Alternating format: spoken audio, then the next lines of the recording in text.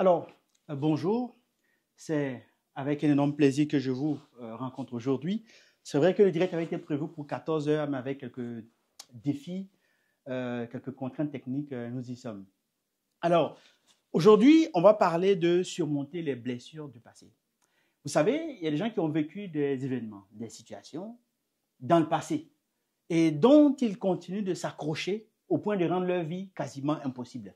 En même temps, il y a ceux-là, il y a celles-là qui ont aussi vécu ces mêmes situations et qui ont trouvé des moyens de pouvoir non seulement outrepasser ces barrières et à pouvoir vivre une vie épanouie. Alors, pourquoi on ne va pas vers ces personnes? Alors, aujourd'hui, c'est un plaisir pour moi de recevoir Audrey Denkam, qui avait été annoncée, qui va se faire le plaisir de partager avec nous son expérience sur le vécu de ces difficultés, de ces défis, de cette vie du passé qu'on arrive à briser et à pouvoir se donner la latitude de vivre pleinement. Bonsoir Audrey. Bonsoir Dauphin. Comment ça va aujourd'hui? Ça va très bien. Voilà, désolé pour le contretemps et puis les défauts techniques. C'est correct. Mais pour moi, c'est vraiment un énorme plaisir de te retrouver aujourd'hui dans nos studios. Alors, pour rappel, ça fait 2 ans de cela qu'on devrait se voir pour traiter le sujet. Ton livre est sorti il y a combien de temps déjà? En 2021. En 2021. Oui. C'est ça. Ben, en tout cas, du savoir de qualité consigné, ça reste toujours valable, ça reste toujours quelque chose pour impacter, pour aider quelqu'un. Audrey est auteur, coach également, mais il n'y a que ça que moi je peux vous dire, elle a plusieurs casquettes à sa portée. Et donc, on va lui donner la chance de se présenter pour que vous sachiez à qui on a affaire. Et comme j'aime bien le dire, sans protocole, sans flafla, on va pouvoir rentrer dans le vif du sujet. Donc, Audrey, est-ce que tu peux te présenter à ceux qui nous suivent, de savoir qui tu es et qu'est-ce que tu as à leur donner? Exactement. Moi, je suis Audrey Denkam, je suis une épouse, je suis maman de 3 enfants, je suis coach et je suis propriétaire de l'Institut Bon Enchant qui fait dans des produits 100% bio. Donc, je fabrique des produits 100% bio à la main pour pouvoir permettre à mes clientes de s'aimer et de s'accepter comme ils sont. Donc, j'ai débuté le business en ligne en 2018-2019. Et c'est là où j'ai trouvé la passion de transmettre ce que je savais faire aux personnes. Et aujourd'hui, j'ai aidé plusieurs femmes dans le domaine du développement personnel, donc accepter, à s'aimer comme on est et vivre avec, quelles qu'en soient les douleurs, quelles qu'en soient les difficultés qu'on a passées, comment réussir à passer au travers de ça et s'accepter et avancer. Donc, tout au long, c'est ce que j'ai fait. J'ai déjà écrit 6 livres. 6 livres qui est déjà publié, oui. Okay. Déjà publié, qui est sur Amazon. D'accord. Donc, le premier livre, c'est Femmes de valeur nées pour briller, comme tu peux le voir. C'est ça. Et les Femmes de valeur nées pour briller. Et ça, on le trouve sur Amazon. Hein? Sur Amazon aussi. D'accord. Ben, moi, j'avais eu la chance en son temps, lors d'une conférence, de profiter de ce livre avec une dédicace personnelle particulière. Donc, bon, voilà, c'est ça. OK? Oui. OK. Alors, on va attaquer, comme moi je le dis, sans protocole, sans flafla, on va aller droit au but. Les gens ont besoin des choses vraies, des choses réelles, qu'on ne reste pas dans un monde imaginaire de penser que tout va être parfait. Et non, des fois, on a la vie difficile, des fois, on a des situations compliquées. Mais trouver l'énergie, le courage, trouver des éléments pour pouvoir outrepasser ces barrières et à continuer de vivre, mais pour moi, c'est quelque chose qui a de la valeur. Et aujourd'hui, j'aimerais que tu partages avec nous.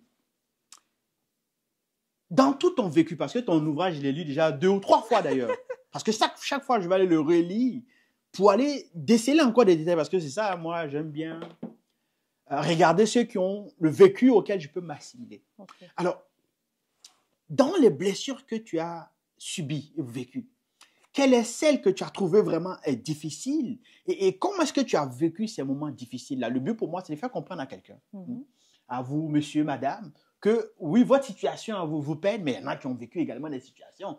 Et comme quelquefois, tu as ton problème, mais quand tu vois celui qui a un problème plus costaud que toi, ben finalement, tu te rends compte que ton problème n'est rien. Donc, dis-nous, dans tout ce que tu as vécu, qu'est-ce qui a été vraiment difficile? Et comment est-ce que tu l'as accepté? Comment est-ce que tu as décidé de passer à travers ça? D'accord. Tu m'as demandé de parler d'une situation, donc une blessure vraiment profonde, et je vais en parler de 2. Oh, d'accord, bon, d'accord, donc je t'écoute. Donc, la première blessure que j'ai vécue et qui a été vraiment difficile pour moi, c'était la maladie de ma maman. Le fait que ma maman soit tombée malade, psychologiquement atteinte, donc elle avait une maladie mentale. Et à l'âge, là, j'avais 9 ans quand ça s'est passé, quand ça s'est produit. Et ma vie a basculé à partir de ce moment-là. Okay. Donc, ça, c'est je dirais, la première des choses qui m'a beaucoup touchée, qui m'a beaucoup déprimée et qui m'a fait m'enfoncer encore rapidement. Parce que lorsqu'un repère n'est plus là, étant jeune, je deviens la maman. Je suis la première fille, donc la deuxième enfant, et je suis devenue la maman des autres. Et ça a été vraiment difficile pour moi de pouvoir accepter que maman est malade et je dois prendre les rênes de la maison, je dois faire ce que je dois faire. Étant jeune comme je suis, ça m'a beaucoup brisé, ça m'a blessée. Et le fait que tu n'as pas une figure maternelle qui va t'apprendre, en fait, en tant que femme, ce que tu dois faire constamment, tu auras l'impression de vouloir, d'avoir le regard sur les autres personnes. Donc, tu vas t'identifier en fonction de ce que les autres personnes font. Donc, je n'avais pas cette identité-là. Je ne me retrouvais pas, en fait, dans tout ce que je voyais. J'étais obligée de copier-coller ce qu'il y avait. D'accord, mais tu avais quel âge en ce moment? 9 ans. 9 ans. Ça a commencé à 9 ans. Donc de façon prématurée, tu n'as même pas eu le temps de faire ton enfance à 9 ans. Non. Il fallait tout de suite que tu deviennes la figure maternelle de la maison. Exactement. Et peut-être, j'imagine, la partie la plus difficile, parce qu'en Afrique, hein, quand on dit que maman est malade et que ben, on la prend pour folle, il faut dire les choses. Hein. Exactement, c'était le mot en fait. C'est ça. On était les enfants de la folle. C'est ça. Donc justement, il y a tout ce qu'on peut dire de vous. Hein. Ah ben, c'est pas les enfants de la folle, là. Exactement. Puis ça, au début, je le sais, parce que c'est comme ça que les gens se comportent en Afrique. Oui. Au début, c'est dans les coulisses, jusqu'à ce qu'à un moment donné, on te le dise en face, c'est pas ta maman qui est folle. Exactement. Et ça peut être difficile quand on a 9 ans de voir ça, en fait. Exactement. Surtout quand ça a commencé, en fait, on ne comprenait pas. Je ne peux pas te dire qu'à l'époque, au Cameroun, on comprend ce que veut dire quelqu'un atteint de psychologie. On ne sait même pas c'est quoi la maladie, en fait. Donc, on l'a amené de médecin en médecin, mais rien ne s'arrangeait. Donc, elle a commencé à ne plus nous connaître. Étant petite, quand une maman ne te connaît pas, tu es une étrangère pour elle. Donc, elle avait l'habitude de fouetter, donc de nous taper régulièrement. Mais taper pas comme on tape son enfant, mais taper comme on tape un étranger qui est dans sa maison, mais qu'on ne sait pas pourquoi cet étranger est dans sa maison. Okay. Puisqu'elle ne nous reconnaissait pas. Donc, cette situation-là était vraiment difficile. Il y a eu des moments là où elle nous enfermait dans une pièce, elle brûlait les choses, on s'étouffait, on faisait tout sur nous, sur place là-dedans, dans cette pièce-là, parce qu'elle ne savait pas qui on était. Elle pouvait brûler, détruire nos choses, brûler nos habits, détruire les canapés. Donc, c'était devenu du n'importe quoi à la maison parce qu'elle ne sait pas ce qu'elle fait, elle ne s'identifie en rien, elle n'arrivait plus à préparer, à tenir la maison. Tout était en désordre. Et c'est dans ce même temps que le regard de l'extérieur, le regard des autres, les enfants de la folle, on ne sait plus ce qu'elle, elle ne sait pas dans quoi elle est entrée, elle a perdu la tête, on ne sait pas qui l'a mis dans ça. Donc, toutes ces choses-là, on fait à l'âge de 9 ans. Qu'est-ce qu'on comprenait? On était là sur place et on subissait simplement ce qu'on vivait et on subissait aussi les regards et ce que les autres venaient. Il y a des personnes, des membres de notre famille qui venaient à la maison prendre des choses, partir, faire des choses. Moi, on ne comprenait rien. Le plus important, on savait que notre maman était malade, mais elle ne nous reconnaissait pas. Comment on fait? À 9 ans. Mes frères et moi, on s'est solidifiés, on a essayé de se remettre ensemble, de se coller et se poser la question, qu'est-ce qu'on fait présentement? On n'a qu'à subir. Puisqu'il n'y avait personne. D'accord, mais est-ce que ta mère vit en ce moment? Oui, ma mère vit. D'accord. Elle est vivante. Comment elle va aujourd'hui? Elle va un peu mieux. OK. Elle va un peu mieux. Là, elle nous reconnaît déjà, mais c'est toujours les mêmes choses. Elle n'a plus la capacité de faire certaines choses normalement, de bien préparer normalement, de consommer certaines choses normalement. Donc, il faut une assistance. Il faut qu'on lui dise comment faire, quoi faire de certaines choses. Il y a des choses qu'elle oublie aussi. Il y a des choses qu'elle consomme qu'elle ne doit pas consommer. Donc, OK. Là, on parle depuis 9 ans, là. Oui. Donc, ça fait presque 25 ans ou 26 ans aujourd'hui. Wow. Wow. Et donc, 9 ans déjà, est-ce que tu partais à l'école déjà? Oui, je partais à l'école. D'accord. OK. Moi, j'ai lu le livre. Hein, ça dit que la chance que j'ai, c'est de pouvoir peut-être l'histoire racontée par la personne, donc Audrey, en temps réel. Et pour donner encore d'autres détails, mais j'ai lu le livre dans les détails. D'accord? Mais en ce moment, 9 ans. Oui. On allait à peine à l'école, donc on n'avait pas encore fait son développement. On devient tout de suite la mère de la maison, subitement. Exactement. On n'a pas appris suffisamment. Hein? Et le père était où dans tout ça? Il était là. Il ne comprenait pas aussi tout ce qui était en train de se passer. Il a essayé de s'accommoder comme il pouvait, mais il était perdu. Il faut se dire que quand à la maison, dans ce temps-là, en 1990, là, la femme, c'est elle qui portait en fait le foyer. C'est ça. Et l'homme était vraiment celui-là qui sortait le matin, rentrait le soir, ramenait l'argent et tout ça. Et la femme, elle portait le foyer. Certes, ma mère, c'était une intellectuelle, mais c'est elle qui faisait presque tout à la maison. Donc, il dirigeait la maison. La maison. Voilà, donc, il s'est senti perdu dans tout ça. Il y a des moments là où on ne mangeait pas parce qu'il ne savait pas quoi faire. Des moments là, en tant que jeune fille, quand j'ai grandi, en tant que jeune fille qui doit peut-être avoir ses règles, comment faire, il ne savait rien faire. C'est ça. Donc, lui aussi, il était déboussolé, en fait. Il était déboussolé. Ouais. Il a fallu 7 ans à mon père pour qu'il s'en rende compte que sa femme est malade, en fait. Wow. 7 ans. Donc, déjà, il faut accepter. Oui. Alors, ça, on va mesurer l'ampleur, finalement, du rôle de la femme dans la société. Exactement. Je vais commencer avec de la société africaine. Oui, de la société Parce que africaine. maman, c'est celle-là qui représente c'est celle qui représente la maison, l'avenir du foyer, l'avenir des enfants. Exactement. Donc, dans cet environnement pareil, subitement, de perdre cette figure maternelle et surtout, ce brin d'espoir pour toute la famille, on comprend, papa, tu vas faire 7 ans pour comprendre que finalement, ben, ma femme, je ne vais plus la retrouver comme avant. Exactement. Je l'ai perdue. Ou, ben, les enfants qui se rendent compte que, ben, nous sommes maintenant identifiés comme les enfants de la folle. On doit vivre avec ça. Et puis, en plus, ben, qui nous donne les instructions? Vous savez, c'est comme en Afrique, quand on va jouer le soir, c'est maman qui va dire, viens, Jacques, viens te laver, Irène, viens te laver, Audrey, viens te laver. Donc, ça, on n'a plus ça. Non, on n'a plus ça. D'accord? Mais c'est vrai que papa, ça lui a pris 7 ans. Mais c'était quoi le vécu quotidien avec lui aussi, finalement? Le vécu quotidien, c'est... Il était déboussolé. Il faisait tout ce qu'il faisait. D'accord. Il sort le matin, il rentre le soir. Souvent, il rentrait saoul. Il était fatigué, il était épuisé. Donc, la façon dont il exprimait ça, c'était avec la colère. Il n'arrivait pas à gérer, donc il exprimait ça avec la colère. Et cette colère était déversée sur nous, en fait. C'était sur nous qu'on déversait cette colère-là parce qu'il ne comprenait pas ce qui était en train de se passer. Donc, il pourrait rentrer à la maison, il est saoul, il est fatigué, épuisé. Il s'assoit là, tranquille. S'il a mangé, s'il n'y a pas, regarde. Il n'est pas habitué, en fait. C'est ça, c'est ça. Il faut qu'il se réhabitue, en fait, au fait qu'il n'y a plus maman. Il faut trouver quelqu'un qui va préparer pour les enfants. Il faut pouvoir donner à telle femme la direction, telle ménagère, comment gérer la maison et tout ça. Ce qu'il a pris 7 ans avant de le faire. Ouais. Parce qu'il y avait sa routine, ses habitudes. Oui. C'est tellement que sa femme le connaissait. C'était un détail particulier qui n'a pas... Ouais. Exactement. Donc, ça a été très dur pour lui comme pour nous, de pouvoir l'accepter, de pouvoir avancer avec ça. Et aussi gérer les études, l'école. Gérer l'école, gérer notre école et tout ça. S'assurer qu'on part à l'école, s'assurer qu'on rentre de l'école et tout. C'était pas facile. Alors, ce à quoi ça me fait penser, c'est un peu comme un bateau qui n'a plus de capitaine. Et donc, ben, est-ce qu'on va dire, c'est un matelot qui va se trouver en train de piloter, si on peut le dire, ou conduire le bateau. Voilà, essayer de faire avancer. Mais lui, ça prend beaucoup de connaissances derrière. Exactement. Donc, on se retrouve en fait dans une barque sans repère. Sans repère aussi. Et on est livré parce que la barque peut aller dans tous les sens avec des courants. Mais comment, en tant que fille, tu t'es arrangé, d'abord, pour pouvoir soutenir la famille et de pouvoir passer à travers tout ça? Qu'est-ce que tu as fait concrètement? Parce que c'est vrai, maman n'est plus là, tu dois apprendre. Mais comment est-ce que tu as passé à travers tout ça pour être là aujourd'hui? Waouh, c'est un long parcours et un terrible parcours, semé d'embûches, de haut, de bas, de pleurs, de suicides, d'essais de suicide aussi. Tout ça, on fait partie en fait du courant de ma vie.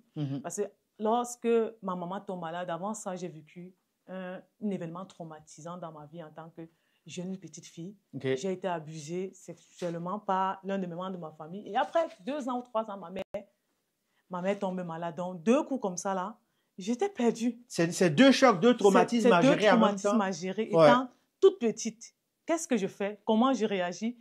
Qu'est-ce qui se passe? Je ne savais pas comment faire. Je ne peux pas te dire, c'est la grâce divine qui m'a maintenue, qui a permis que je continue à avancer, aller à l'école. Mon grand frère était là. Tout ce qu'on savait, c'est qu'on devait aller à l'école. On devait continuer à aller à l'école. On ne devait pas se plaindre. On devait fermer notre bouche et on devait faire ce qu'on nous demandait de faire. La routine préparée, on a commencé à apprendre à préparer. À partir de 10 ans, il fallait que je mette le riz au feu. Même si ça brûle, même c'est quoi, on gratte ça, on mange. Au moins, il y a quelque chose à... Voilà. Il y avait du maïs qu'il fallait griller. Souvent, on se retrouvait souvent en train de griller le maïs pour manger. Ou bien griller le maïs écrasé là, faire une farine avec, manger. Donc, on mélangeait du tout et du n'importe quoi pour pouvoir manger quelque chose. Mais sur le chemin, ce qui est bien, c'est que Dieu a mis à côté de nous des voisins qui étaient là, qui ont compris notre douleur, qui ont compris par quoi on était en train de passer, le fait qu'on ne mangeait pas, le fait qu'on était seul. Ils ont commencé à nous aider dans ce parcours-là. Donc, il y avait des voisins derrière nous qui nous disaient, ah, viens Audrey, on va te tresser, viens manger ici. On était avec ces personnes-là, c'est avec ces personnes-là qu'on a surmonté en fait cette douleur-là. C'était pas facile. Les membres de notre famille ont commencé à nous réunir aussi, les enfants de la folle. Donc, en tant qu'enfant de la folle, évidemment, on ne doit pas côtoyer les enfants de la folle. Donc, ce sont des personnes qu'on ne doit pas... Ils sont faits pour être de l'autre côté. Nous et les autres qui sont normaux, normal, sont faits pour être de l'autre côté. Donc, c'est un peu comme ça qu'on a grandi. Mais on tenait toujours à continuer nos études. Et c'est le point le plus important pour mon père, l'école. Donc, il faisait tout pour nous payer la scolarité, nous donner les fournitures, nous donner à manger. On partait à l'école. C'est-à-dire, il ne comprenait pas lui-même la situation? Non, mais il continue à foncer. Vous aussi, dérouté, désemparé, mais il s'est dit, l'école reste quand même un moyen. C'est ça. Contre vents et marées, il faut aller à l'école, il faut se battre, il faut aller apprendre. Exactement. D'accord. Alors, c'était quoi le regard des autres? C'est quand on s'est fait appeler les enfants de la folle, quand on a du mal à manger et qu'on prend tout ce qu'on trouve, on mélange, on sait à 9 ans, surtout si on n'est pas rentré dans un processus d'apprentissage officiel pour faire notre cheminement et que subitement on se trouve en train de mélanger tout et n'importe quoi pour manger. C'était quoi le regard des autres sur, d'abord, toi, en tant que femme, et sur l'ensemble de la famille? Le regard des autres, quand je parle des autres, ce sont les autres, l'extérieur, c'est-à-dire peut-être des camarades. En ce moment-là, camarades, vraiment, le support, c'était nous. On s'était forgé, en fait, une amie, mes frères et sœurs. Nous sommes 5. Donc, on s'était forgé une amie. Quand ça n'allait pas, on se disait. Et ce qui était bien, c'est qu'on avait cet amour-là du partage. Donc, qu'est-ce qu'on faisait? On a très vite développé ça. On a très vite développé ça. Et jusqu'aujourd'hui, c'est ça qui nous sauve jusqu'aujourd'hui, en fait. Donc, on arrive à surmonter les difficultés ensemble. Donc, quand c'est arrivé, on s'est dit, regardez, on est seuls. Maman ne fait plus ça, maman ne connaît plus ça. Et les autres à l'extérieur nous ont repoussés. Nous, on voyait souvent les membres de notre famille, les cousins passer devant notre maison, ne pas s'arrêter pour nous saluer, ne pas demander comment on va. Et on s'est habitué, en fait. C'est désolidarisé, en fait. Voilà, on s'est habitué à ça. On savait qu'on part à l'école, on rentre à la maison. S'il y a quelque chose à manger, on met tout autour de la table, comme ça, on se partage le petit qu'il y a. On mange, on dort. C'est comme ça. On subissait aussi la colère de notre papa qui ne comprenait pas encore ce qu'il était en train de vivre. C'est qu'il est en train de vivre lui-même. Oui, exactement. Donc, je ne peux pas te dire qu'on a eu un support réel de quelqu'un de notre famille, mais nous-mêmes, on a su se galvaniser, on a su se donner de la force pour pouvoir avancer et continuer. D'accord. Mais et la sorcellerie dans tout ça? Oui, c'est un point très important. C'est ça. On se dit, mais tiens, c'est une sorcière. C'est une personne qui est malade, qui est en train de se chercher. Très, très rapidement, c'est facile de dire, tiens, c'est une sorcière. Exactement. Et c'est ce qui s'était dit dans la famille, en fait, c'est une sorcière. C'est pour ça qu'il y a eu beaucoup qui ne venaient plus à la maison. Et s'il arrivait un moment qu'on se regroupait ensemble, et si ma maman sortait quelque chose de peut-être négatif ou bien sorti de l'ordinaire, parce que lorsque tu es avec peut-être un schizophrène, ce qu'il dit n'a pas d'importance, en fait. C'est ça. Ça sort de nuit, tu ne sais pas, ça sort de nuit puisqu'elle peut rester pas seule. Elle peut rester là, elle est entre-causée avec toi, à un moment, elle regarde là-bas, elle commence à parler, mais tu ne sais pas qui elle parle. Donc, tu ne peux pas prendre, en fait, en compte ce qu'une malade mentale peut dire. Mais la famille n'avait pas compris ça comme ça. Donc, si nous arrivait peut-être de partir en vacances ou bien dans la grande famille, ils avaient souvent des mots qu'elle disait, mais que les gens ne comprenaient pas, qu'ils prenaient mot pour mot. Et c'est comme ça qu'ils venaient peut-être l'attaquer, ils venaient jusqu'à une de mes tantes, c'est venue avec une machette un jour à la maison pour menacer notre maman. Mais ça, j'ai lu ça dans le livre. Tu as lu dans le voilà. Mais on lui a dit carrément, mais tu sais qu'elle ne sait pas ce qu'elle dit. Elle est malade. On sait qu'il y a la sorcellerie, on sait qu'il y a toutes ces choses-là. Mais prends-la comme ta sœur que tu as connue depuis toujours et qui est malade en ce moment. Mais ce n'était pas possible. Parce que chacun est parti un peu chercher de gauche à droite, un peu consultation sur ceci pour essayer de comprendre. Qu'est-ce qu'elle a trempé dans quoi? Pourquoi elle est comme ça et tout ça? Et bon, on les laisse, on les met de côté. Si on ne comprend pas, quand l'être humain ne comprend pas quelque chose, il juge ou bien il met une barrière et c'est comme ça que... dépendamment de ses propres limites. Limites, exactement. Donc, c'est un peu comme ça. C'était déjà dit que c'est la sorcellerie, elle est entrée quelque part et ça l'a dépassé. Ça, c'est la conclusion, en fait, que ils ont donné, en fait, à cette maladie. Comme on le dit chez nous, elle allait attacher son kabadji, ça n'a pas marché. Voilà. Et du coup, ça s'est retourné contre elle. Pendant qu'elle est en pleine souffrance. Exactement. Puis, les premières victimes dedans, ça va être les enfants qui vont subir ça. Et j'imagine à l'école, comment vous viviez ça à l'école? Il faut déjà noter que ma maman, c'est une enseignante. Donc, ce que je fais aujourd'hui, c'est un peu le prolongement de mes parents parce que ce sont des enseignants. C'est ça. Donc, elle était enseignante et on est parti dans le lycée là où elle enseignait. Donc, quand on allait souvent à l'école, waouh, je me rappelle un moment, j'ai failli en venir aux mains avec une camarade de classe qui avait insulté ma maman tout fort, haut, devant tout le monde. Ta maman, elle est folle. J'ai failli en venir aux mains et il a fallu que le principal puisse venir nous arrêter. Elle m'a fait une lettre d'excuse pour s'excuser parce qu'on voyait maman, elle venait souvent au lycée comme ça. Là. Certaines ne savaient pas ce qu'elle faisait, mais on l'avait laissé, son bureau était là, tout était là. Donc, elle venait souvent, elle partait et on voyait comment elle se comportait, ce qu'elle portait, ce qu'elle disait et tout. Donc, les camarades rejetaient ça sur nous. On nous regardait soit tristement, soit oh, les gens avaient beaucoup pitié de nous. Oh, regardez ce que sa maman est devenue et tout. Donc, on était les sujets en fait de moquerie. Des gens parlaient beaucoup autour de nous, mais on avait aussi des personnes qui comprenaient et qui nous entouraient, des camarades fidèles avec qui aussi on marchait et qui n'ont pas jugé en fait ce qu'on était en train de vivre. Donc, ça a été d'un côté ceux qui insultent, ceux qui ne comprennent pas, ceux qui dénigrent, et d'un autre côté ceux qui compatissent et qui marchent avec nous. Donc, c'est un peu comme ça qu'on a traversé ça. Ouais. Alors, moi, je vais aller plus loin. C'est-à-dire, imaginez 9 ans, maman a déclaré folle, on va dire, le jugement, le verdict. Oui.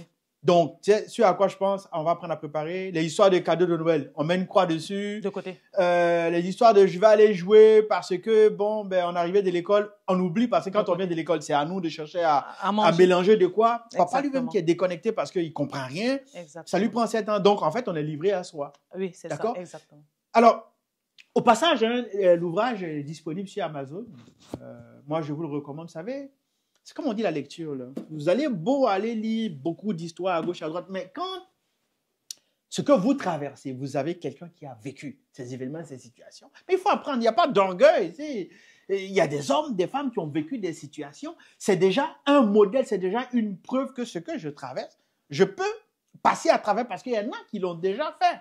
Et pourquoi pas sans orgueil non plus, d'apprendre auprès de ces personnes, mais comment tu as fait? Ou finalement, de se rendre compte que le problème que je suis en train de travailler, certainement que ce n'est pas une condamnation, c'est un chemin, c'est un parcours. Exact. Ça va être ma capacité à moi de pouvoir gérer ces événements, pour certainement rendre témoignage, hein, de pouvoir dire, j'ai vécu une situation difficile, mais aujourd'hui, je suis passé à travers.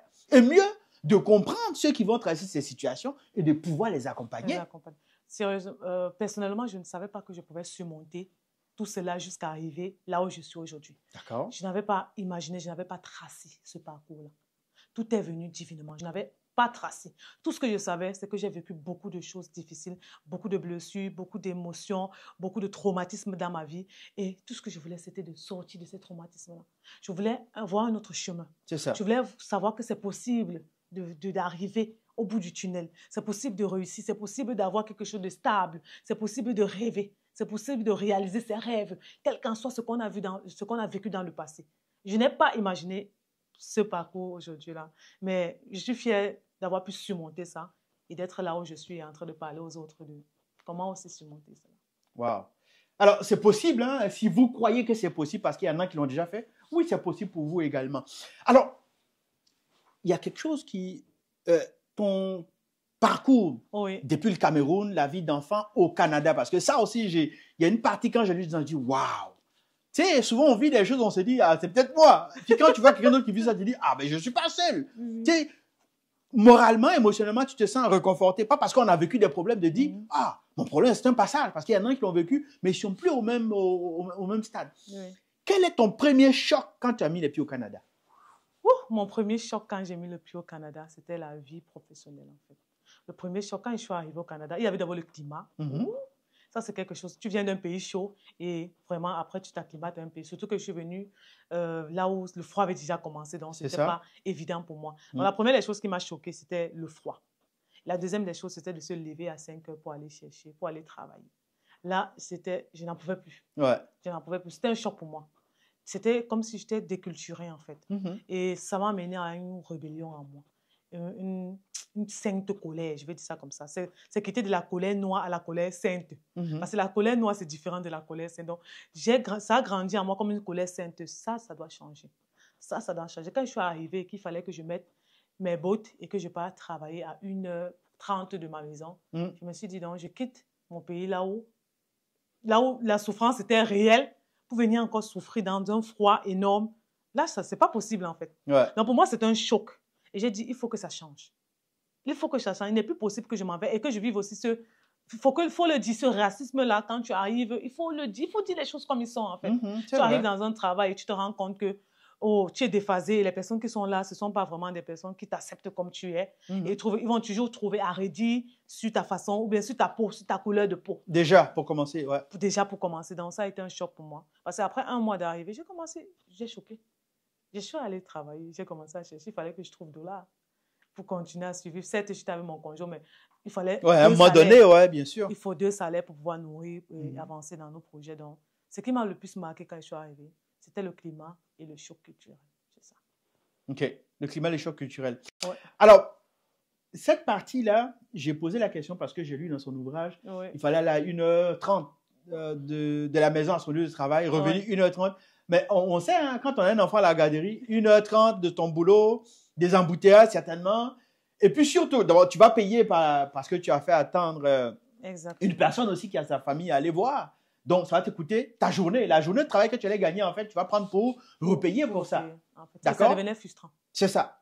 C'est ça. Et le problème, c'est que c'est non-stop. C'est tout le temps, tout le temps, tout le temps. Exactement. Tu peux pas tu travailles, mais tu redonnes pratiquement tout ce que tu as travaillé. C'est ça. Il y a des fois, je faisais 1 heure de retard. Donc, au lieu d'arriver à 18 h pour prendre l'enfant, j'arrivais à 19 h. Il faut rappeler que le travail finit à 16 h. Donc, j'arrivais toujours limite entre 17h45. Et il suffit qu'il y ait un petit bouchon, en plus, c'est fait. Il suffit qu'il y ait un petit bouchon, je suis faite.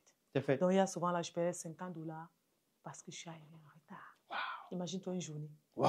Tu n'as presque plus rien. Tu n'as plus rien. Ouais. Donc, ce que tu as travaillé cette journée-là, tu es obligé de reverser là-bas. C'est ça. Donc, dans le fond, tu cours pour faire du cash, pour pouvoir t'occuper de toi. Oui. Mais à la fin, les contraintes qu'il y a autour font que le cash que tu es supposé gagner, tu le prends encore pour réalimenter le système, pour qu'il te maintienne. Et à la fin, tu n'as plus rien. Je n'ai plus rien. Alors, ce qui peut générer justement ce sentiment de frustration. Bon, on va dire une saine colère. Exactement. Parce que ça va nous amener à passer à un autre niveau. Alors, ça m'envoie à la prochaine question. Oui.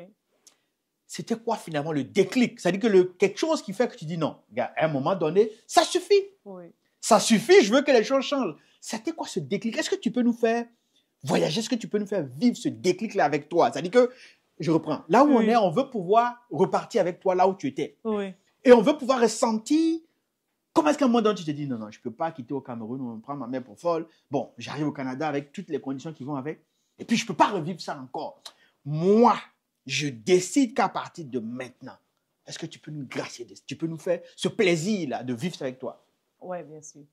Le déclic, je vais aller graduellement parce que le déclic ne se fait pas d'un coup. Ah, ça ne se fait pas d'un coup, donc c'est un processus. C'est un processus. Parfait. C'est un processus. Parce qu'il faut que tu l'intègres déjà et que tu décides, tu te regardes, tu dis, est-ce que ma vision, c'est ça? Est-ce que je peux continuer à faire ça pendant 5 ans? C'est ça. Donc, tu te projettes. Exactement. Est-ce que j'ai la possibilité de me frustrer comme j'étais pendant 5 ans, 10 ans? Ce qui a fait le déclic, c'était l'éducation de mes enfants. L'éducation des enfants. Il ne faudrait pas que je mente. Le déclic a été l'éducation de mes enfants et le fait que je n'aime pas souffrir. Il faut dire la vérité. J'ai cette truc-là et je pense que mon époux, il en sait quelque chose. Je n'aime pas souffrir. Mais qui aimerait souffrir? Je ne pense pas que quelqu'un veut souffrir, en fait. Ouais. Donc, lorsque je me suis rendu compte qu'en fait, j'étais en train de travailler pour le système, il faut se dire la vérité, je travaillais pour le système pour payer la garderie et je n'avais pas le temps pour mon fils. Le temps là, j'avais un seul, mon garçon. Je n'avais pas le temps pour lui. Donc, j'étais déboussolée entre le travail que j'étais en train de faire qui ne m'apportait pas la satisfaction que je voulais parce que je le faisais pour les dollars, pas parce que j'étais passionnée. Ouais. Et l'enfant que j'avais et je n'arrivais pas à avoir du temps pour lui et j'étais frustrée chaque fois qu'il fallait qu'il me demande quelque chose ou bien qu'il fallait passer du temps avec lui. J'ai dit non, je ne peux plus continuer comme ça. Et en plus de ça, ça s'ajoutait quoi? Les douleurs du passé.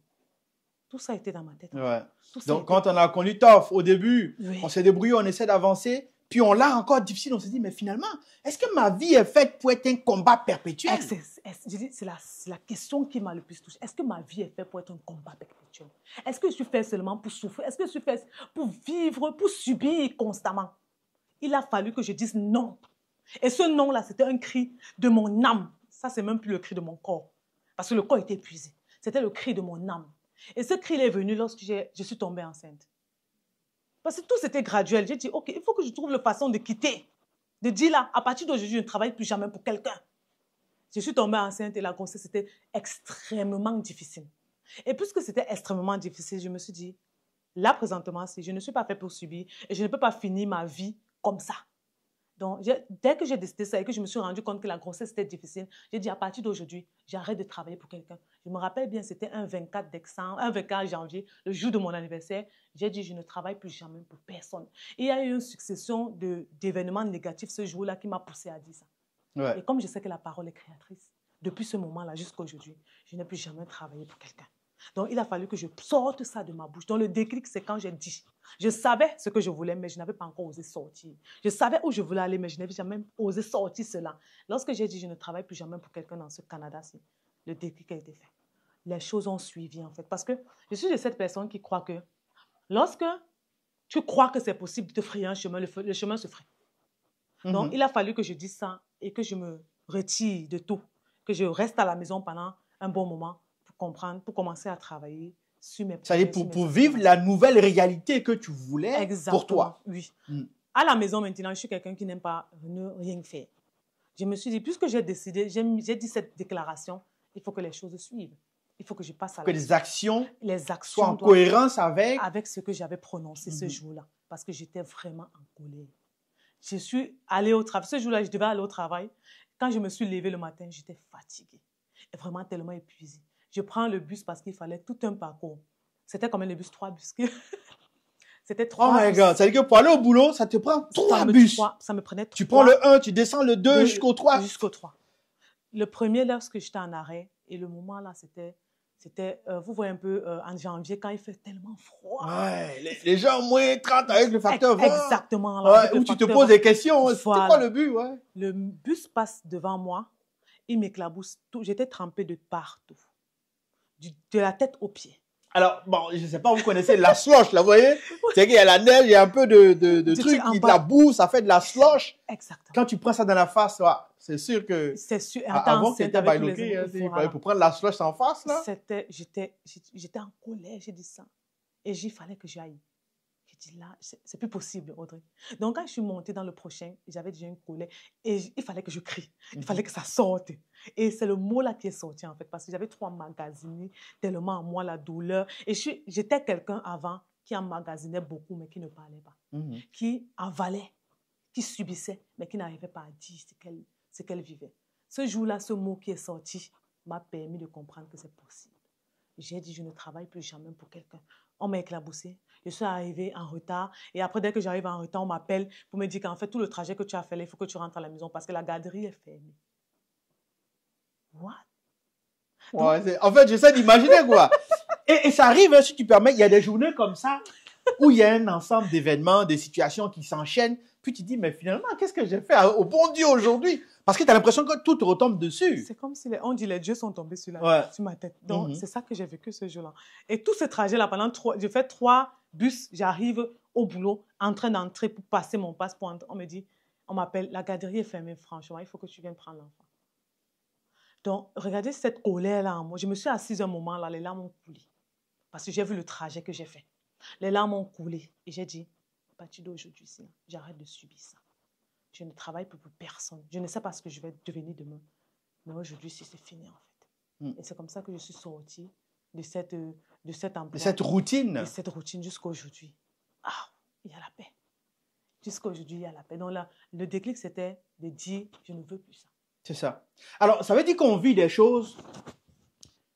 Il y en a qui supportent, hein, ça reste en dedans. Mais à un moment donné, si vous voulez qu'il y ait un changement, il ne faut pas continuer à conserver ça dedans. À un moment donné, il va falloir exploser. Et ça, ce déclic-là vient avec un ensemble d'événements, d'éléments. En fait, il y a toute une maturation qui vient dedans. Il faut déjà faire son check-up. Est-ce que c'est ce que je veux pour moi? Dans un an, je me projette, je m'imagine.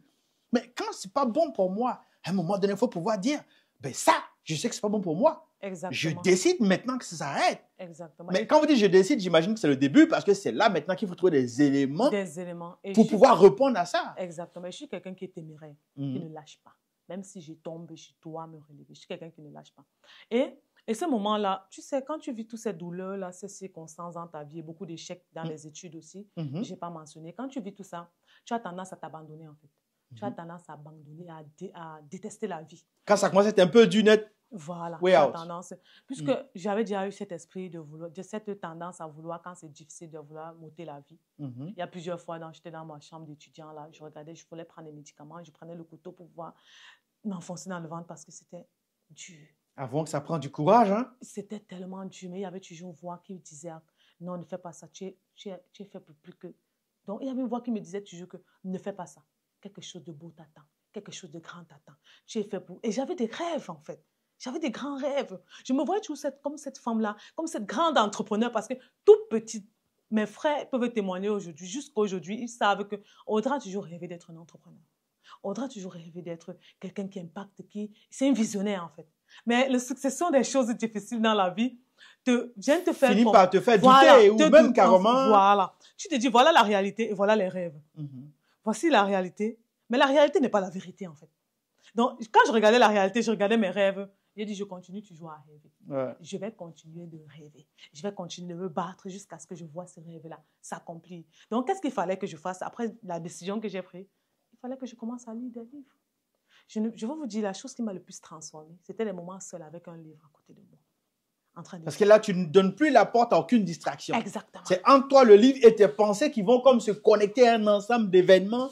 C'est comme si j'étais en train de vivre ça en live. Mon imagination était tellement débordante que je pouvais m'asseoir là, mais je voyais tout défiler en moi. Tout défiler. Ah, ça va faire comme ça, comme ça. Le fil conducteur va m'amener à ça, va m'amener à ça. C'était comme un rêve, c'était fantastique. C'est un travail en fait. cérébral. Alors, ceux qui disent, ouais, moi, je ne sais pas, mais je ne suis pas trop lecture, ben en fait, c'est un peu triste, mais bon, tu sais, il y a quand même ça que tu perds. Hein. Aujourd'hui, ça prend vraiment du courage pour rester discipliné. Or, un livre, c'est un élément qui va te sortir de toute cette distraction. Lire un livre, tu ne veux pas lire un livre et pas aller scroller des fils d'actualité, ce n'est pas possible. Non. Tu es obligé d'être dans le livre, être connecté dans le livre, t'enrichis dans le livre, après tu ressors. Mais au moins, il y a eu un instant d'intimité à toi. Exactement. Audrey, oui. C'est quoi véritablement les clés que tu as utilisées? Parce que tu n'as pas tout dit, évidemment. Tout est dans le livre. C'est d'ailleurs pour ça qu'on écrit un livre. Hein. Comme je dis, le livre, vous le trouvez sur Amazon, vous tapez Audrey Ninkam. Moi, c'est ce que je fais, Audrey Ninkam. Vous allez le voir. Oui. Ou le titre du livre, c'est Femme de valeur née pour briller. Oui. Audrey Ninkam, Femme de valeur née pour briller. Faites ce que vous voulez, vous allez trouver le livre. Écoutez, vous savez, on peut lire les histoires de plein d'autres personnes, hein, mais le gars, il est loin de moi, je ne connais même pas. Puis ma réalité, ce n'est pas sa réalité. Exact. Mais lire des histoires de personnes qui vivent ou qui ont vécu dans mon environnement, ça se rapproche de moi. Exact. Ça me donne la chance de m'imaginer moi aussi.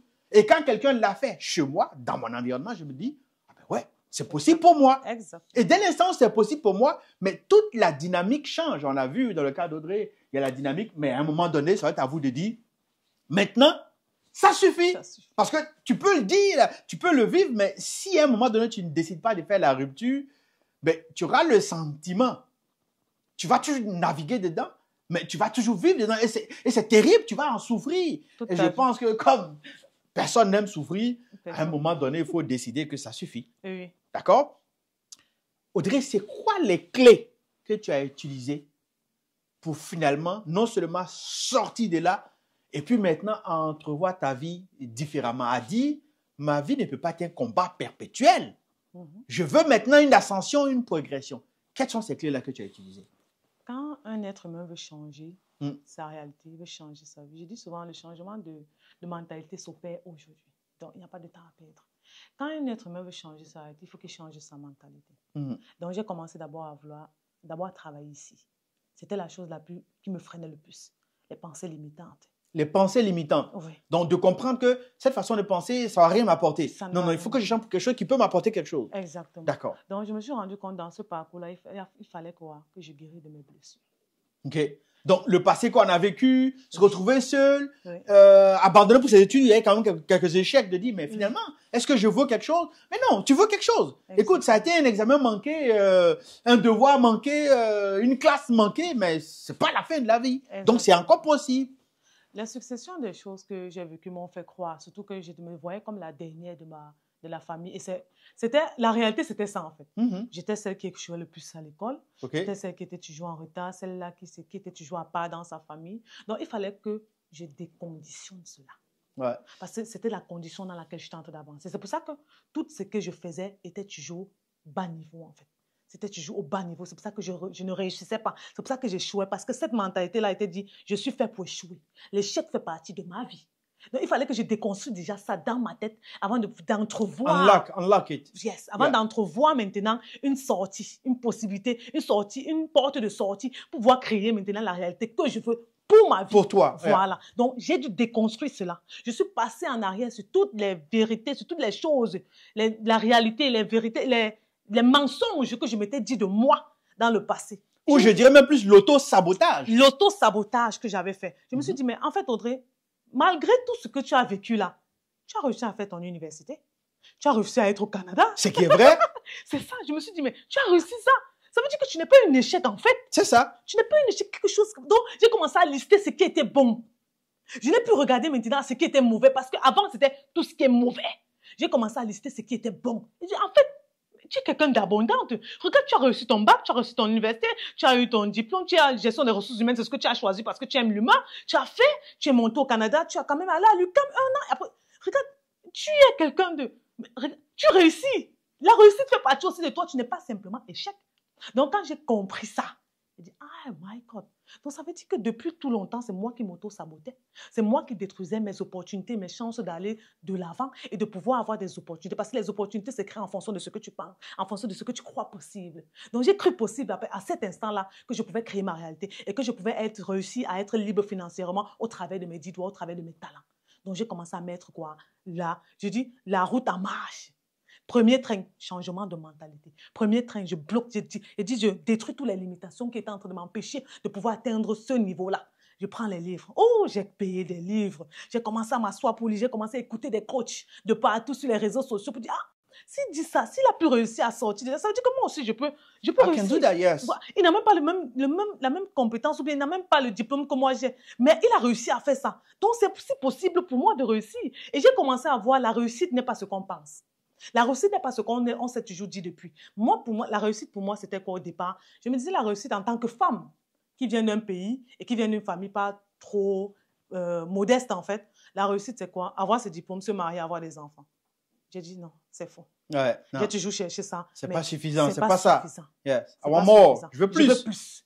Je veux plus. Et j'ai dit, je prends plus. L'océan est tellement grand qu'il faut seulement que tu passes piocher à la bonne place et tu récupères ta part. Donc, j'ai dit que je prends plus. La réalité, c'est qu'on m'a toujours dit que ce n'est pas ça. Je ne suis pas obligée d'avoir un diplôme de travail pour quelqu'un pouvoir réussir ma vie. Je peux créer mon chemin. Et j'ai commencé à créer ce chemin-là. J'ai changé ma mentalité. J'ai décidé de guérir des blessures du passé. J'ai décidé d'accepter ce qui est arrivé est arrivé. Ça ne me conditionne pas. Ce n'est pas parce que je suis l'enfant de la folle que je vais devenir aussi folle. Parce que cet esprit-là m'a hanté. Ce n'est pas parce que je suis l'enfant de la folle que ça veut dire que je suis vouée à l'échec. Donc, ça va déjà changer dans ma vie. Je suis Audrey Nenkam et Audrey Nenkam crée sa réalité. Audrey Nenkam est venue sur cette terre pour créer quoi? Pour faire ce qu'elle doit faire. Quel qu'en soit ce qu'elle a vécu. Elle est venue pour faire ce qu'elle doit faire. Donc, le passé, c'est le passé. C'est ma vie, ça fait partie de mon parcours. Mais je veux prendre ça comme un tremplin, en fait. Si la vie m'a permis d'être là jusqu'à aujourd'hui, ça veut dire que j'ai quelque chose à donner. Ça veut dire que je suis quelqu'un de spécial. Parce que j'ai survécu de tout ça. Il y a des gens qui n'ont pas survécu à tout ça. Absolument. Hein. J'ai survécu de ça. Donc, je décide de ne plus mettre ça comme identité dans ma vie. Celle qui est l'enfant de la folle, celle qui est blessée, celle qui est toujours l'échec. J'ai décidé de mettre ça de côté. Ok, Audrey, qu'est-ce que tu as entre tes mains? Donc, après d'avoir détruit ces limitations-là, qu'est-ce que tu as entre tes mains? C'est comme ça que je vais commencer. Ok, tu sais bien faire, tu sais coudre, tu sais manier les choses. Ok, je vais commencer comme ça. Je mets les diplômes de côté, oui, parce que depuis longtemps, on nous a dit que avec les diplômes là, tu vas t'asseoir et tu vas... Non, non, non. Ouais. On va aller au-delà de ça. On va aller au-delà de ça, en fait. Donc, c'est comme ça que les choses, de fil en aiguille, ont commencé à se construire dans ma vie. Et j'ai dit, ok, j'ai commencé une activité génératrice de revenus sur les réseaux sociaux en ligne. Le Covid nous a aidés. Et pour certaines personnes, peut-être ça les a détruits, mais pour moi, ça m'a beaucoup aidé, le Covid-19. Ça m'a beaucoup aidé à travailler, à mettre en place, en fait, mes activités génératrices de revenus. J'ai commencé à me dire, ok, qu'est-ce que j'ai? Je sais enseigner. Je sais pouvoir capter, je sais pouvoir retenir ou bien faire des parcours, donc enseigner ce que je sais faire. Qu'est-ce que je sais faire? Il faut que j'enseigne des personnes par rapport à ça. J'ai appris dans le e-commerce, je me suis formée auprès de ma mentor. Dès que j'ai fini la formation, j'ai commencé à me frayer un chemin sur les réseaux sociaux. Et c'est là que j'ai dit, je vais aussi aider d'autres personnes à se frayer ce chemin sur les réseaux sociaux. C'est comme ça que c'est parti. Et il y a un cri qui a commencé, il y a quelque chose qui s'est créé en moi. Audrey, il faut que tu parles de ton histoire. Audrey, il faut que tu parles de ton histoire. C'est comme ça que le chemin s'est créé sur quoi? En tant qu'auteur. Lorsque j'ai écrit mon premier livre, j'ai décidé maintenant de créer ma première conférence à Montréal. C'est ça. Pendant le Covid-19, j'ai décidé de faire une conférence à Montréal. C'était sold out. C'était plein. C'est là où j'ai cru que, en fait, la Audrey qui était avant là, c'est possible, en fait. Là, tu as brisé cette barrière, ça dit, ces paroles que tu te répétais automatiquement. C'est ça, tu les as brisées. Là, tu te donnes la chance maintenant d'aller chercher plus. Autre chose. Et surtout d'entraîner d'autres personnes avec toi. Exactement. Et surtout, je vous dis, les personnes qui t'entourent sont très capitales dans cette affaire. Dans ces clés-là que j'ai citées, puisque j'ai parlé de déconstruire, donc changement de mentalité. Changement de mentalité, j'ai parlé il faut que tu aies une vision, en fait. Lorsque tu as la vision de là où tu vas, c'est facile de suivre le chemin parce que quelqu'un qui est perdu ne peut pas aller quelque part. C'est clair. Donc, lorsque j'ai détruit ces mentalités-là, les blessures du passé, lorsque j'ai décidé de guérir de cela, j'ai regardé la vision. Qu'est-ce que je veux pour ma vie? Lorsque j'ai décidé lorsque j'ai écrit cette vision bonne-là, et j'ai dit, ça que je veux pour ma vie, j'ai foncé avec des personnes clés. J'ai décidé maintenant de m'entourer des bonnes personnes. Les mentors, les personnes qui m'ont accompagné, les personnes qui m'ont aidé, les conseils sur les réseaux sociaux. Il y a des mentors même qu'aujourd'hui, ils ne savent pas qui sont mes mentors. Mais ils sont mes mentors. J'ai appris beaucoup d'eux, ouais. J'ai tellement appris d'eux que je les ai pris comme des mentors. Donc, j'ai pris l'habitude de continuer à les écouter, de les écouter. J'ai dit que je continue avec ça. Et il y a aussi le divin. Il faut se dire que lorsque tu sais que l'enfant de qui tu es, lorsque tu sais que tu es un enfant de Dieu, tu sais qu'il y a les possibilités infinies. Tu sais qu'il y a beaucoup de possibilités. Donc, tu es illimité, en fait. Je me suis dit que je suis illimité. La vision a commencé petite comme ça, mais la vision a grandi avec le temps. C'est comme une graine. C'est comme une graine, en fait, parce que j'ai travaillé sur mon identité. J'ai décidé de développer mon identité, en fait. Parce qu'au départ, quand tu commences, tu ne sais pas qui tu es. Mais au fur et à mesure que tu avances et que tu réalises beaucoup de choses, tu commences à travailler sur ton identité pour savoir exactement, je suis telle personne et je sais que je peux faire ceci. Donc, c'est tout ça qui a permis, en fait, que j'ai réussi à surmonter les blessures du passé et que je renais, en fait, de mes cendres. Je peux dire ça comme ça. Waouh, bravo. Alors, vous avez compris, hein, outrepasser, surmonter ces blessures du passé, c'est pas rester les bras croisés et attendre. C'est pas faire la millième prière en espérant que le lendemain au réveil, ben, l'ange de la compassion ou l'ange de tout ce que vous pouvez imaginer. Non, il y a un travail à faire, elle l'a dit. Premièrement, j'ai dit non, je veux pas ça pour moi. Deuxièmement, mais est-ce que je vais rester là? Non, non, je vais aller apprendre. Je vais aller découvrir ce que d'autres personnes ont vécu, comment elles ont vécu. Je vais chercher des topos. Puis après, je vais commencer à dire non, mais au fait, c'est vrai que ça n'a pas toujours marché comme je voulais, mais j'ai quand même fait des bonnes choses dans ma vie. Ah non, je refuse que je suis le rejeton. Je refuse que je suis la personne là pour qui les choses ne marchent pas. Je décide que les choses avancent pour moi. Exact. Et en ce moment, on va commencer à chercher, bon, qu'est-ce que je sais faire? Vous voyez? Mais c'est un travail qu'il faut faire. Mais si votre situation vous pose problème, si vous avez vécu des situations blessantes, des frustrations, que vous restez assis à vouloir vous approcher de ceux qui ont été frustrés et à créer le consortium des gros frustrés de la Terre, mais vous allez mal finir. Ça ne va rien vous apporter. Il faut décider que non, c'est vrai qu'on a été frustré, mais on ne va pas rester frustré le reste de notre vie. Et qu'on décide que maintenant, la frustration, ça suffit. Et que maintenant, on a les outils, on a la force nécessaire, on va renaître de nos cendres. Et on va être ceux-là qui vont témoigner. Mais c'est ce qu'elle a fait. Et c'est pour ça que je dis, moi, il n'y a pas d'orgueil dans la vie. Là, écoutez, si vous savez, là, partagez. Si tu sais, donne aux autres. Mais tu sais, tu fais la fine bouche, mais tu peux aider personne. Mais finalement, tu as servi à quoi? D'accord? Donc ici, il n'y a pas d'orgueil. On comprend que oui, on peut être blessé. Oui, on peut de façon prématurée rentrer dans la vie, jeter aux forces, parce que c'est comme une force au lion, la vie. Vous voyez ce que je veux dire? Oui. Mais si malgré tout ça, on se pose des questions, parce qu'il faut se challenger, c'est pas facile là, de pouvoir dire, mais en fait, ouais, maman est folle et puis c'est pas possible. Ah, mais mon père, finalement, fini les cadeaux de Noël. Fini ça. Et puis, bon, on finit sur cet épisode, on se retrouve dans un pays, on dit, bon, on va aller changer nos vies au Canada. Ah, tu arrives encore? Encore un autre combat? Non. Ouais, les combats, là, gars, j'en ai marre, là. Ça suffit. Et c'est ce qu'elle a fait. Et une fois qu'on a dit ça suffit, le déclic arrive, il faut que se dise, non, ça part ici d'abord, là. On commence à travailler dessus, après, on se dit, non. Ça prend autre chose. OK? Alors, il faut qu'on cherche à surmonter, on va commencer à apprendre, on va commencer à mettre. Et, comme elle a dit, une fois que on a déverrouillé, il y a tout un processus qui s'est mis en place. Et là, maintenant, on est sur le chemin de l'abondance. Parce qu'on va commencer à s'enrichir. Et c'est là qu'on se rend compte que ma vie en vaut la peine. Y compris ce que j'ai déjà vécu. C'est ça. Finalement, ça va faire la 3e fois que je vais passer à travers ton histoire. Oui. Celle que tu racontes directement. D'abord, je le prends avec beaucoup de respect parce que la première fois que je t'ai vu, c'était à une conférence. Honnêtement, je te le dis, je sentais qu'il y avait quelque chose. Je pense que depuis ce jour, on a quand même échangé. Oui, on a échangé. Okay? On a gardé contact. Voilà. Alors, qu'est-ce que tu peux dire à quelqu'un qui te regarde puis qui dit, mais, et moi, elle a réussi, mais moi, je ne suis pas sûr de réussir. Qu'est-ce que tu peux lui dire? Ça peut être un homme, ça peut être une femme. Cette personne-là qui déprime, comme tu as dit, à un moment donné, j'ai pris le couteau, j'ai dit, je vais faire le harakiri. Je n'ai pas eu assez de courage, mais il y a quelque chose qui m'a dit, non, tu as appelé à des choses plus grandes. Quelquefois, c'est la boîte de comprimés que tu as pris, tu te dis, mais si j'avale 150 comprimés à la fois, pourquoi pas? Après, tu te dis, non, peut-être qu'il y a des choses plus grandes qui m'attendent. Qu'est-ce que tu peux dire à quelqu'un? Pierre, Paul, Marie, Jean, Annette, qu'est-ce que tu peux leur dire? que je peux leur dire, c'est de ne pas baisser les bras. Vous savez, chacun crée sa propre réalité. Si tu baisses les bras, tu dis non à la vie. Mais il est temps de dire oui à la vie. Pendant longtemps, tu as subi. Oui, il fallait que tu subisses même pour peut-être demain être cette personne-là, cette voix autorisée, pour pouvoir aider d'autres personnes. Présentement, là, tu es peut-être down, tu es fatigué. Présentement, choisis la vie. Dis-toi, je me choisis. Et puisque tu te choisis, tu commences à intégrer une autre vision de toi, de cette personne-là qui réussit. Parce que souvent, il faut pouvoir ouvrir le chemin toi-même dans ta pensée.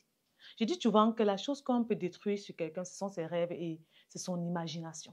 Moi, je me suis imaginée en train de faire des interviews comme ça. Je me suis imaginée en train de parler avec des personnes. Je me suis imaginée en train d'écrire des livres. Je me suis imaginée en train de voyager dans le monde pour parler de mon histoire. Donc, mon imagination, là, si on détruit ça, on a tout détruit. Peut-être toi, tu ne vois pas. Dans ton imagination, tu vois que la noirceur commence à créer une nouvelle imagination dans ta tête. Et tu vas te dire maintenant que c'est possible. Parce que lorsqu'on veut atteindre un être humain, on va toucher ce qu'il pense. Et je pense qu'on t'a déjà assez touché comme ça, là. Pour que tu dises, on t'a déjà assez touché. C'est bon. Ouais. Maintenant, tu prends un cahier, tu prends un bic, tu écris ta vie.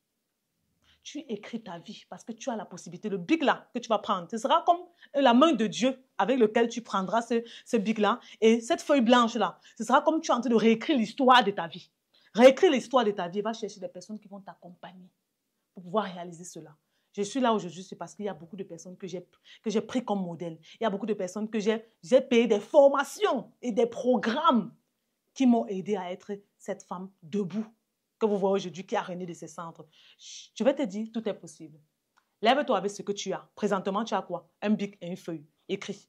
Tu as ton imagination. Personne ne peut venir t'enlever ça. Écris ce que tu as, ce que tu veux voir réaliser dans ta vie, ce que tu veux faire partir, parce qu'il y a des choses que tu vas laisser tomber. Écris cela, écris. Et maintenant, tu dis, puisque j'ai accepté cette vie-ci-là, je commence à déconstruire et à enlever l'autre vie qui est, cette vie-là d'échec et tout ça là. Je mets de côté, c'était le passé.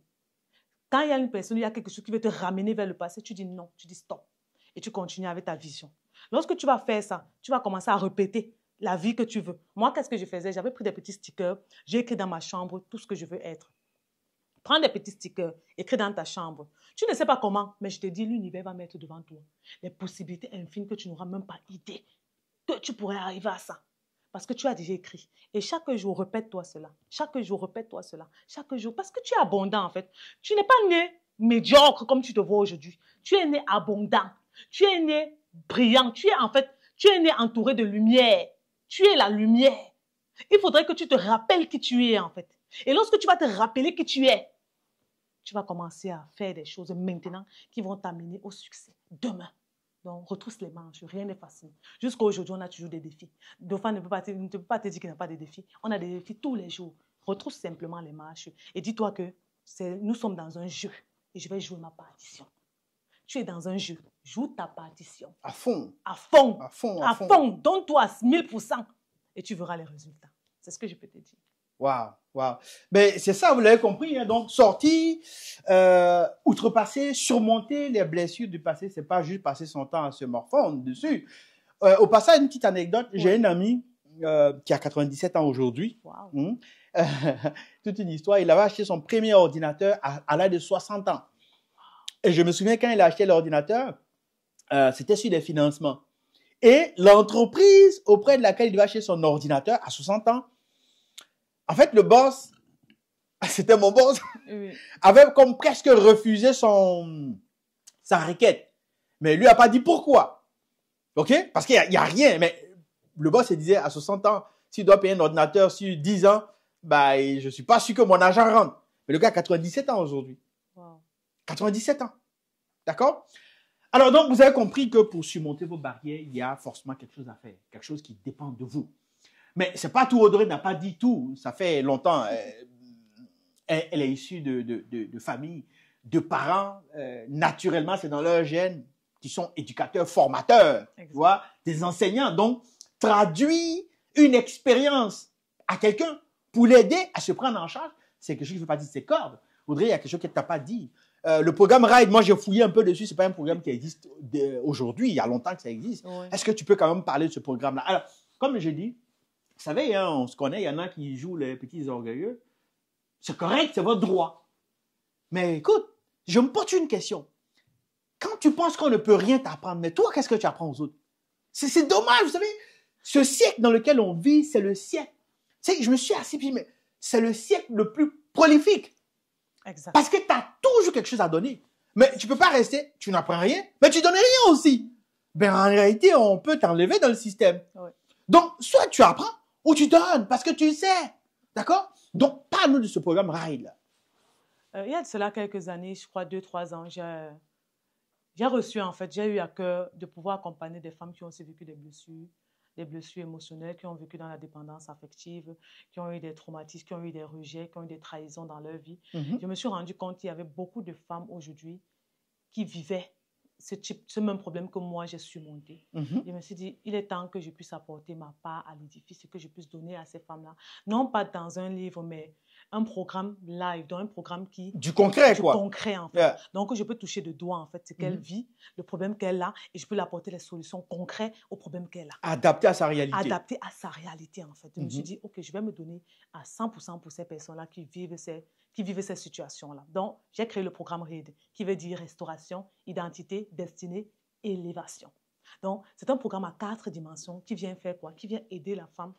Restauration d'abord, comme j'ai dit, le départ, c'est d'abord déconstruire. Il y a tout ce qu'il y a guérir, autour, oui, c'est ça. Exactement, déconstruire, guérir de toutes ces blessures-là. Après ça, on passe à l'identité. Lorsqu'une femme sait qui elle est, lorsqu'elle sait où elle va, elle peut facilement créer la vie qu'elle rêve. Donc, il y a l'identité maintenant qu'on va travailler dessus. Et après, maintenant, il y a l'identité et destinée maintenant. Quand tu viens sur cette terre, tu viens pour un but bien précis. C'est ça. Lorsque tu ne sais pas le but pour lequel tu es venu, lorsque tu ne sais pas pourquoi tu es venu, tu vas perdre beaucoup de temps. Tu vas perdre beaucoup de temps et tu vas échouer. Donc, il est important que tu puisses savoir d'où, ce que tu es venu sur cette terre, où tu t'en vas. C'est ça. Et la destinée, en fait, détaille en fait tout ça. Donc, dedans, je prends du temps, des vidéos, je décortique. C'est-à-dire encore, le but, c'est d'amener la transformation de l'individu. Je décortique, en fait, en profondeur la personne dans sa destinée, le pourquoi et le comment tu dois découvrir ta destinée, où tu dois aller, là où tu vas taper, ce que tu dois lire au quotidien, jusqu'à ce qu'on arrive à « Ah oui, le déclic est là. Ah ça. Oui, j'étais fait pour ça, j'avais reçu ça. » Là, la personne est prête maintenant à prendre son envol. La personne est prête à prendre son envol. Maintenant, on appelle l'élévation. Là, maintenant, elle peut naviguer en fonction de ce qu'elle a reçu pour pouvoir arriver au niveau « Ah oui, c'est bon. Je sais avec qui je dois connecter pour avoir tel type de contenu, pour avoir tel type pour pouvoir faire telle chose. Si ce sont des livres que je dois écrire, ce sont des programmes que je dois faire. Regarde, elle sait où elle va impacter. Elle connaît sa direction. Exact. Et c'est comme ça qu'on parle d'élévation. En fait, c'est un peu un programme là où je m'assois avec la femme et je lui parle, je décortique sa vie et je l'aide vraiment à se relever, à renaître de ses cendres. Parce que souvent, on est dans... Donc, je prends une femme dans la cage. Ouais, on est à fond dedans, on ne voit que le tonnerre, on ne voit que les zones grises. Et pourtant, il y a d'autres choses qu'on peut aller voir. Exactement. Donc, je la fais sortir de ce trou-là et je la fais briller. Parce que mon slogan, c'est « Né pour briller ». Donc, c'est ce qui est sur le livre. Exactement. Femme de valeur, née pour briller. Donc, j'aide les femmes à briller avec ce qu'elles ont, même dans leur histoire. Elles ont la possibilité de briller dans leur histoire, au travers de leur histoire. Elles ont la possibilité d'impacter et de briller, d'aider plusieurs femmes. Donc, c'est très important. Pour moi, je me dis, quand une femme fait un travail sur sa vie, si elle décide, en fait, parce qu'il faut toujours payer le prix pour quelque chose. C'est clair. Si elle décide de payer le prix pour sa propre vie, de se choisir, elle a des infimes possibilités qui vont s'ouvrir à elle. Donc, il faut qu'une personne qui a vécu ça comme elle puisse l'attirer, l'accompagner, en fait, pour la mener dans et qui peut comprendre. Je te comprends parce que je suis passé par là, oui. Voilà. Donc, souvent, je reçois des femmes qui veulent sauter la vie au téléphone, surtout au niveau...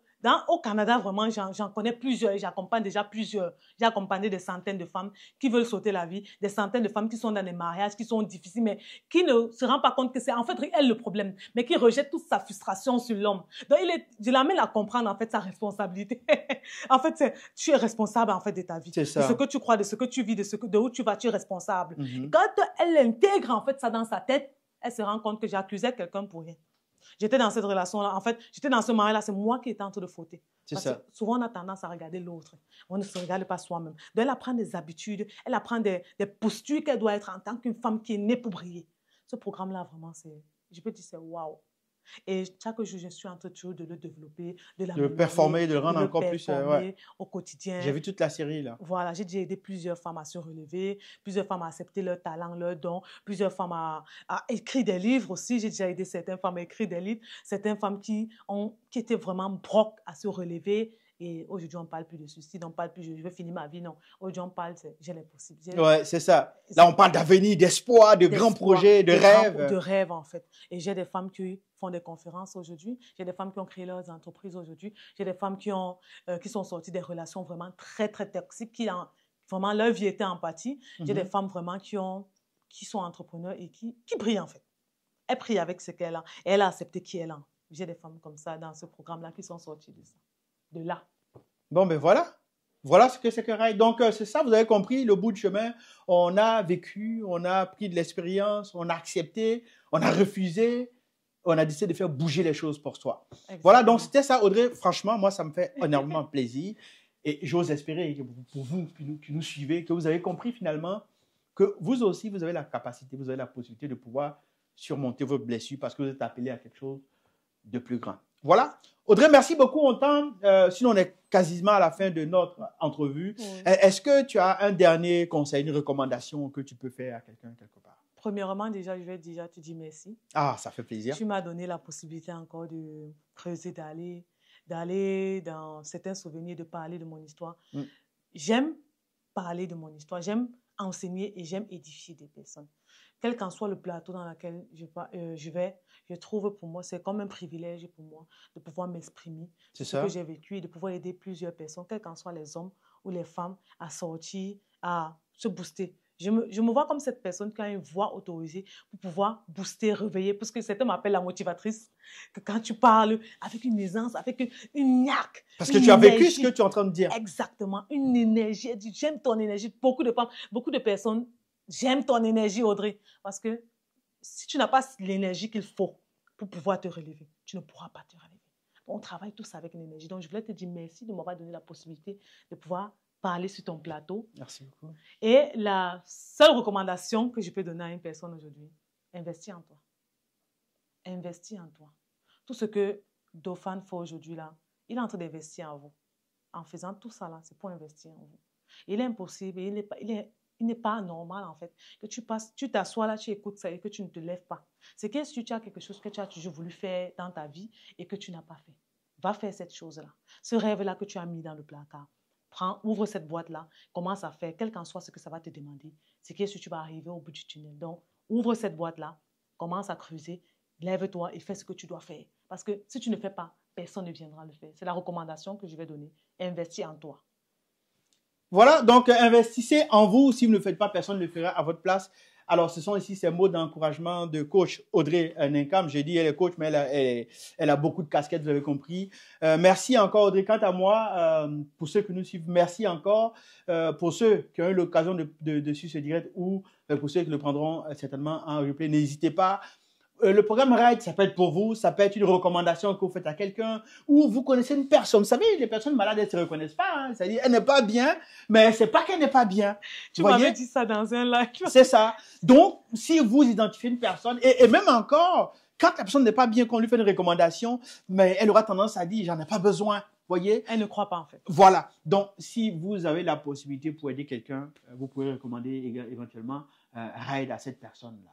Voilà, derrière Ride, c'est du vrai vécu, sans protocole, sans flafla, avec authenticité. On n'a pas besoin de faire semblant, tu sais, venir devant une caméra au monde public, le monde entier dit, oui, ma mère, elle est folle. C'est pas facile. Non. Voyez? Mais ça a été, mais c'est une maladie, voyez? Voilà, donc venez partager ça, comprenez que même vos problèmes à vous que vous vivez, qui sont tellement intimes, qui sont tellement compliqués, mais il y a même plus compliqué que ça. C'est possible pour vous si vous croyez, parce qu'il y en a qui l'ont fait. Parce qu'il y a des modèles, vous les voyez souvent. Quelqu'un te dit, oui, mais j'ai pris le couteau, je voulais me l'enfoncer. Mais finalement, je ne l'ai pas fait. Mais toi, hier, peut-être que tu te disais, ah ben cette vie est tellement dure que je vais en finir avec. Mais il y en a qui sont passés par là, mais qui continuent aujourd'hui, qui disent, oui, moi, je suis prêt à aider d'autres personnes à aller plus loin parce que c'est possible, j'en suis la preuve vivante.